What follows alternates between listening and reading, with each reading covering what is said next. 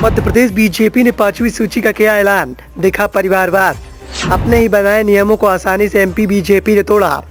उम्र के पैमाने के साथ साथ परिवारवाद की नीति पर आगे बढ़ी भारतीय जनता पार्टी।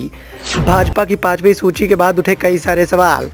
मध्य प्रदेश में विधानसभा चुनाव का बिगुल बज चुका है, तो वहीं चुनावी नजदीकियों के बीच में भारतीय जनता पार्टी ने 5वीं सूची का ऐलान भी कर दिया है। लेकिन 5वीं सूची के ऐलान के साथ ही एमपी बीजेपी सवालों के कटघरे में आ गई है, क्योंकि उम्मीदवारों की 5वीं सूची के ऐलान के साथ साथ भारतीय जनता पार्टी ने अपने बनाए नियम कानून को ताक पर रख कर किया है। बीजेपी के दिग्गज नेताओं द्वारा बनाए गए नियम कानून 5वीं सूची में दरकिनार कर दिए गए। न तो उम्र के पैमाने को ध्यान रखा गया और न ही परिवारवाद की नीति को ध्यान में रखा गया। इसके बाद ही विपक्षी पार्टियों ने एमपी बीजेपी पर निशाना साधना भी शुरू कर दिया है। मध्य प्रदेश में शनिवार को भारतीय जनता पार्टी ने उम्मीदवारों की 5वीं सूची जारी की। इस लिस्ट में भारतीय जनता पार्टी ने 92 उम्मीदवारों को सरजमी पर उतारा।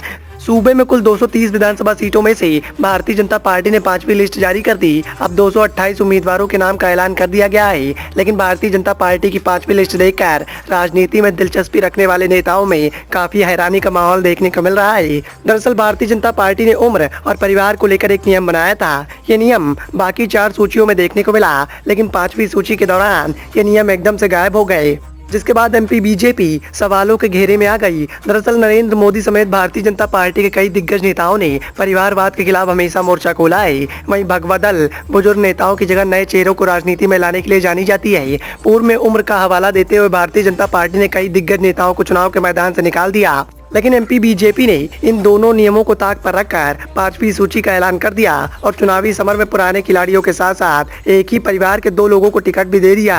भारतीय जनता पार्टी की 5वीं लिस्ट में दमोह विधानसभा सीट से जयंत मलैया को मैदान में उतारा गया है। मलैया सीट से 6 बार विधायक रह चुके हैं। साल 2018 के चुनाव में उनकी हार हो गई थी। उनकी उम्र 76 साल बताई जाती है। तो वहीं साल 2018 के चुनाव में भारतीय जनता पार्टी ने माया सिंह का टिकट काट दिया था, लेकिन इस बार उन्हें पार्टी ने ग्वालियर पूर्व सीट से टिकट दे दिया है। माया सिंह की उम्र 74 साल है। 2 नामों के बाद तीसरा नाम निकलकर सामने आया 73 साल के सीतासरन शर्मा का, जिन्हें की होशंगाबाद सीट से टिकट दिया गया है। इसके अलावा 80 साल के नागेंद्र सिंह को 20 बार टिकट दे दिया गया है।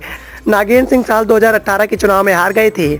उम्र के पैमाने को दरकिनार करने के साथ साथ एक ही परिवार के 2 लोगों को टिकट में दिया गया है। तक जारी 4 लिस्ट में किसी भी नेता के बच्चों को भारतीय जनता पार्टी ने टिकट नहीं दिया था। भारतीय जनता पार्टी के राष्ट्रीय महासचिव कैलाश विजयवर्गीय के बेटे आकाश विजयवर्गीय ने पार्टी अध्यक्ष जेपी नड्डा को एक लेटर भी लिखा था। आकाश ने नड्डा से टिकट दिए जाने पर विचार नहीं करने का अनुरोध किया था। पार्टी ने आकाश का टिकट काट दिया। राजनीतिक जानकारों का कहना है कि पार्टी बल्ला कांड से नाराज थी, लेकिन 5वीं सूची में भारतीय जनता पार्टी ने गौरंग सिंह बिसंग की बेटी मौसम बिसेन को टिकट दिया है। इसके अलावा भगवा दल ने मंत्री विजय शाह के भाई संजय शाह को भी टिकट देकर चुनाव के मैदान में उतार दिया है।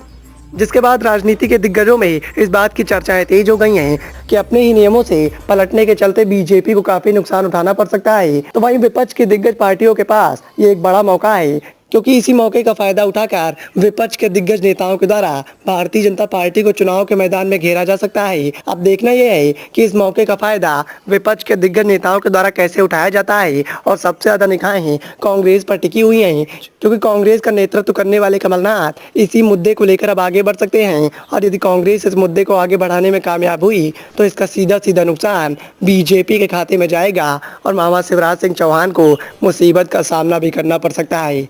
Bureau report, the noise of India.